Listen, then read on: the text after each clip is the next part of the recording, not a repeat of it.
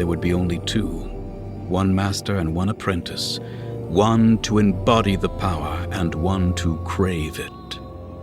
This is the story of the Sith Lord that would forever change the course of history. 1,000 years before the fall of the Jedi Order, during the Dark Age of the Republic, the Sith, known as the Brotherhood of Darkness, waged war against the Galactic Republic and the Jedi Order. During this time, the Sith army numbered just as many as the Jedi and were led by a powerful Dark Lord named Scare Khan. This war had been going on for nearly 1,000 years. Far away from this war, in the outer rim planet of Apartos, was a teenager named Dessel, a miner living in poverty with a drunk, abusive father. Des was despised by him, constantly abused, and was even blamed for his mother's death. He had a nickname for Des. He called him Bane, because he was the bane of his father's existence. When Des was 18, his drunk father picked a fight with him, beating him badly, breaking his ribs, while repeatedly insulting him. Des took the beating,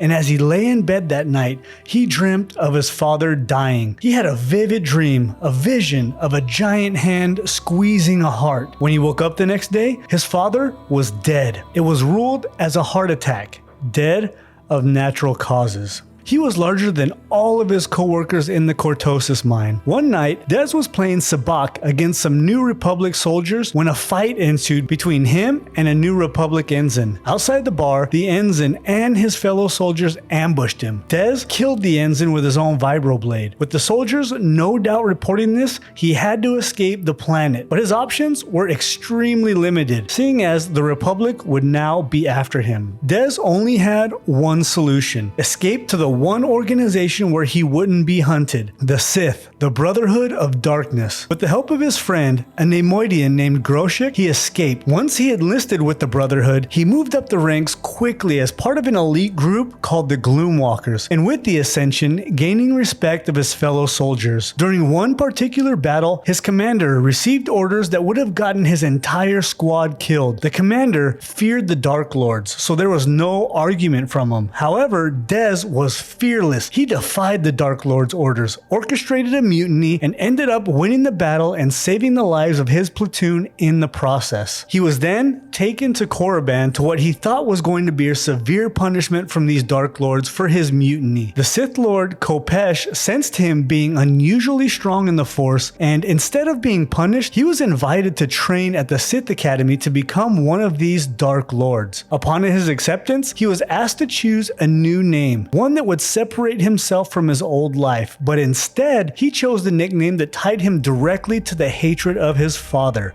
Bane. He became one of the most powerful students of the Sith Academy, studying under the Blade Master Kasim, and when he wasn't training with his fighting skills, he was down in the temple archives studying the ancient texts of the Dark Lords of the past. After several months and rapidly rising among the ranks of the students, Bane challenged a fellow student named Fohard to a duel. During the challenge, the student beat Bane in lightsaber combat. As the student stood over him, taunting him, Bane grew angry, enraged at the taunts, and in his rage, he released a powerful burst of dark side energy, accidentally killing the other student. This moment, he realized that his powers in the Force are what killed his father, in the same way he just killed this other student. That vision of the large hand squeezing the heart in his dream was Bane using the dark side to kill his father. But for unknown reasons, after his victory, Bane was shaken. He began to doubt his connection and his abilities in the Force. He sensed hesitation. He feared the power of the dark side. And in a desperate attempt to reverse this downward spiral, he challenged the most powerful student at the Academy, the one that many believed was the Sithari, the chosen one of the Sith prophecy. It was a Zabrak named Sirach. Bane was nearly killed in the battle, his body completely broken, and he was absolutely humiliated. He spent several weeks in a Bacta tank to heal. He was abandoned by the masters. He shunned by the other students as an outcast. But over time, he was able to recover. He spent his days doing what the other students found useless and tedious. He studied the ancient Sith texts in the archives, particularly stories and writings from the one Darth Revan. He trained at night in secret with one of his masters, Kasim, the Twi'lek Blade Master. He also received help from a new student, a former Jedi Padawan named Githany. Githany saw Bane as actually the weakest student. She felt she could could manipulate Bane into helping her because she was going to be ready at some point to challenge Sirach, the one student she felt was her only real threat. Since Bane had already faced Sirach and lost, Githany felt Bane would be useful. He began to grow stronger again in the Force. He played the part of a broken man, not talking or making eye contact with other students, all while growing stronger, becoming extraordinary with his lightsaber. He convinced Githany to teach him Force techniques that she would learn from her masters, while also training every single night in secret with the Blade Master Kasim. After months of training, both day and night, he once again challenged Sirach. This time, he beats him easily with many of his new lightsaber and dark side abilities. Bane was able to regain his power in the Force, finally letting his anger, his true strength, solidify his bond with the dark side. He humiliated Sirach in this victory, toying with him and then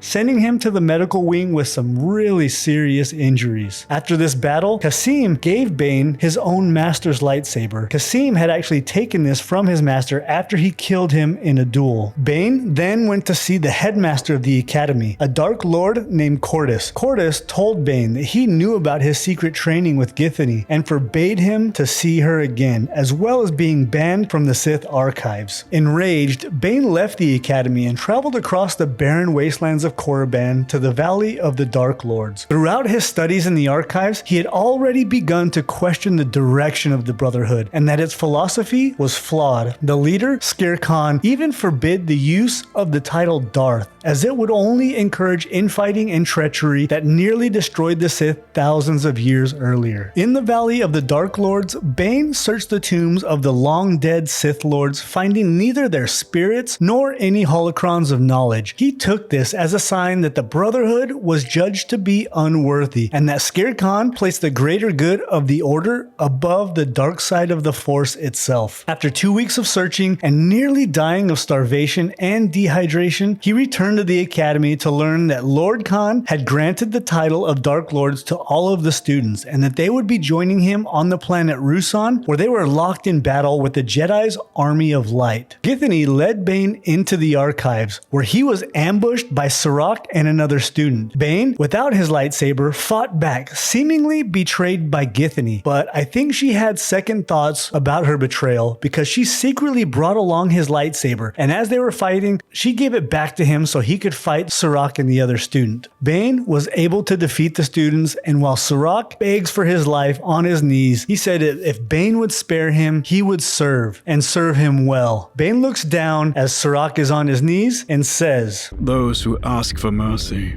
are too weak to deserve it." Then he decapitates Sirach. Githany tells Bane that they will travel together to Ruusan to help Shere Khan and the Brotherhood fight the Army of Light. Instead, Bane denounces the Brotherhood. He denounces the headmaster Cordis and the Brotherhood's leader Shere Khan. And in front of Cordis, he takes the title of Darth. He then simply steals Cordis' ship, heading towards the planet Lihan in the unknown regions, searching for the true secrets of the Sith. Upon arriving in Lihan, he immediately feels a much stronger connection to the dark side than he ever did on Korriban. He set out then to find the Temple of the Ancients. The temple appeared to be empty to Bane, except he sensed a great power that was hidden somewhere in the temple. His search reveals a holocron of the Sith Lord Darth Revan. He studies the holocron for weeks, learning more about the dark side in that time than he did in all of his years at the Academy on Korriban. It also confirms his view that the Brotherhood was lost and it needed to be destroyed. Back on Ruusan, Shere Khan learns of Bane leaving the Brotherhood and denouncing the Order. He then sends Kasim, the Twi'lek Blade Master that taught Bane all of those years at the Academy. When Kasim arrives, they face off in an epic lightsaber battle. Bane fighting Kasim with everything he knows, every move that he was taught by his old master, as well as some new and powerful techniques. He backs Kasim into a corner where Kasim takes his double-bladed lightsaber and separates it into two separate ones, something he never taught Bane. Kasim begins to get the upper hand again, ready to strike the the killing blow when Bane uses the Force to bring down the entire temple onto Qasim, killing him. From there, Bane sends a messenger drone to Ruusan informing Lord Khan of Qasim's death, but that also he would like to rejoin the Brotherhood. Githany believes that the Brotherhood no longer needs Bane. She offers to meet him where she would kill him. She meets him on a planet called Ambria where she kisses Bane, her lips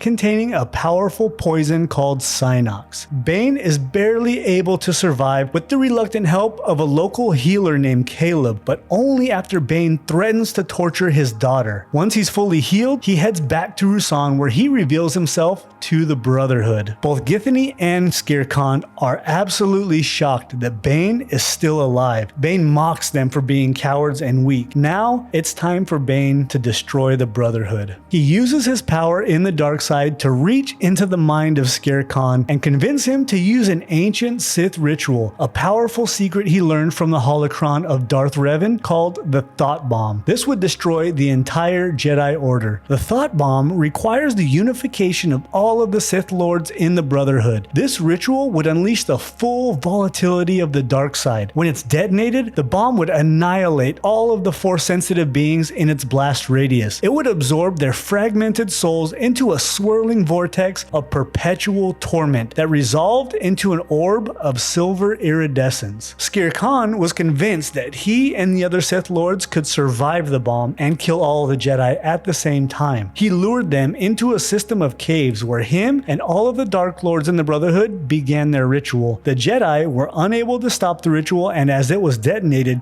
it killed every Jedi in the cave, as well as the entire Brotherhood of Darkness, all but one. But the Jedi, they believed that all of the Sith were destroyed in this cave because they were unaware of Bane's existence. The plan was carried out to perfection. Now, Bane needed to start the next crucial part of his plan, to find a worthy apprentice. Now, a Force-sensitive girl who had been brought to Ruusan by the Jedi had become separated from them during all of the battles. She was surviving on the planet with a bouncer she had befriended named La. A few Jedi found the little girl and thought she was being attacked by her friend La. They accidentally killed him. She then responds by lashing out in anger, using the Force to snap their necks. Bane then finds the little girl, sensing her power in the Force and the anger she carries with her. She tells Bane her name is Zannah. Bane decides next to track down the tomb of Freedom Nad on the moon of Daxun, and in a test, he tells Zannah to find her own way to Onderon, while he will meet her in 2 weeks' time. He finds Freedom Nad's tomb and located the holocron inside. Here, though, he's attacked by beetle-like creatures called Orbalisks. 2 of them attach themselves, one to his chest and one to his back.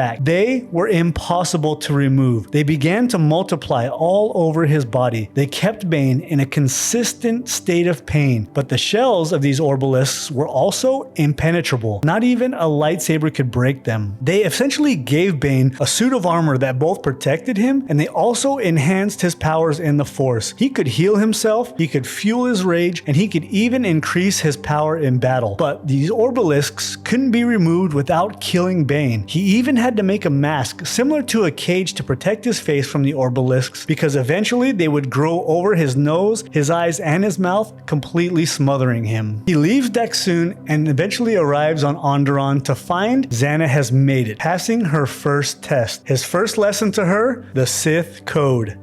Peace is a lie. There is only passion. Through passion, I gain strength.